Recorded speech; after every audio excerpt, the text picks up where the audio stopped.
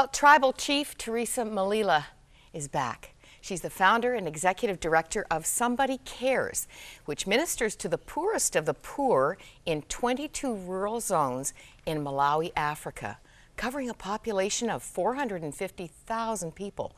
She's affiliated with 1,200 pastors in those areas and 550 volunteers who are bringing the love of Christ and practical help to so many in need. And I think we've just about used you up, Theresa. You've been in North America how long now? 5 weeks today. Yeah. And not a lot of R&R. No. You've been sharing your heart and your work and getting a wonderful response. That's right. I'm just thrilled about this. Mm-hmm. Where did I put that? Did I put that in here? I did. This is the message that I guess is burned into many of our hearts. This was the song of your heart, yes. The cry of your heart, the vulnerability of the African girl. And the response out of that was, where is the church? That was your appeal. Where is the church? We have huge need, and we need to see the body of Christ responding to this need. That was 6 years ago when Vision Led first partnered with Somebody Cares. You're singing a different tune now. What's God been doing?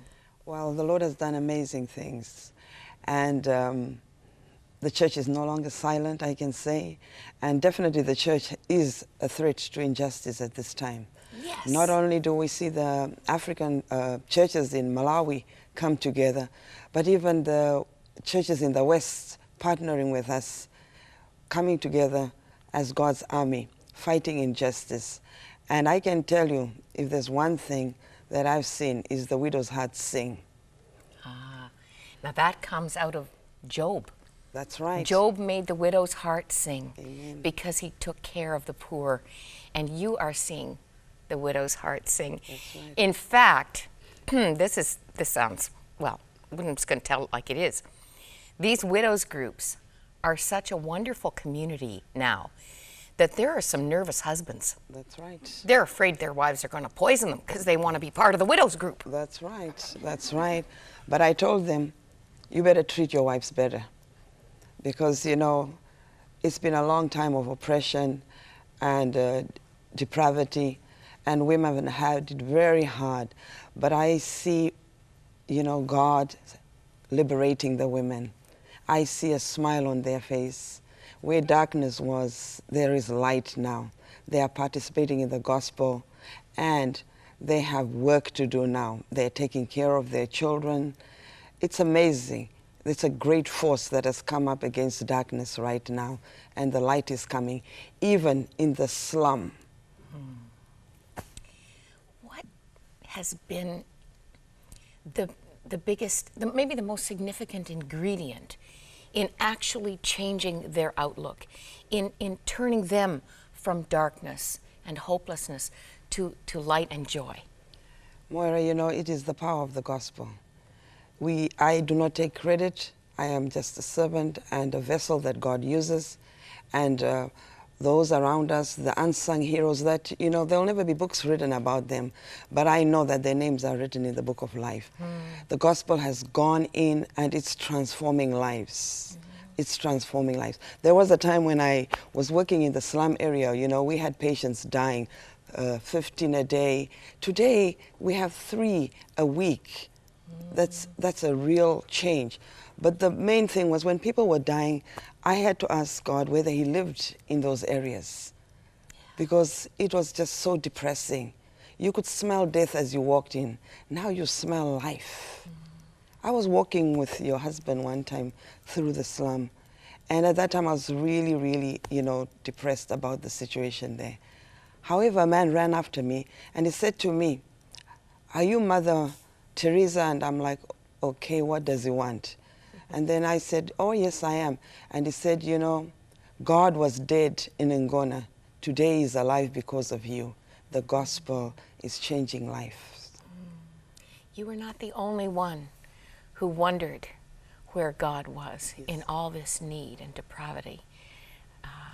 I love that story because you came to a place of deep discouragement. That's right. You know, can God live in Ngona? Yes. And here this man, God knew you were saying that. Okay. God knew you were struggling. And he sent that man who did not know your heart question to answer you for God. He is alive here now. This is so wonderful. This is wonderful. You know, some people don't understand. We use the word vulnerable in a good way. We say we need to be vulnerable. We need to be open. We need to share our real feelings, get honest with God and ourselves. But the vulnerability of the African girl is not a good thing. Nope. Explain what that means. Well, they're exposed to a lot of hardship, and not only that, you know, there's so many rape cases, and they don't have the opportunity to go to school. These are the girls that have to take care of their parents when their parents are ill. They're the ones that fetch water. They're the ones that have to take care of their siblings. They don't really have a life of their own. They don't have time to play. They don't have time to enjoy their, you know, their childhood. They become women at the age of 10, 12. And they Hard work. It's hard work. It's really hard work. And most of them have had to find a way of raising funds to get to school. And then they get into sexual activity with older men at the age of 72. Can you imagine a 12-year-old? And it's been a very tough time for women and children, especially the girl child. Now, one of the really exciting things, and there are lots of them, you are establishing a rape crisis center, the first of its kind in Malawi. That's right. Training women right now? Right. When will this be up and running? Probably before the end of the year. And it's called the Abundant Life Center because it brings life. You know, it brings life. That's where the heart of Christ will bring healing and deliverance to these women and girls.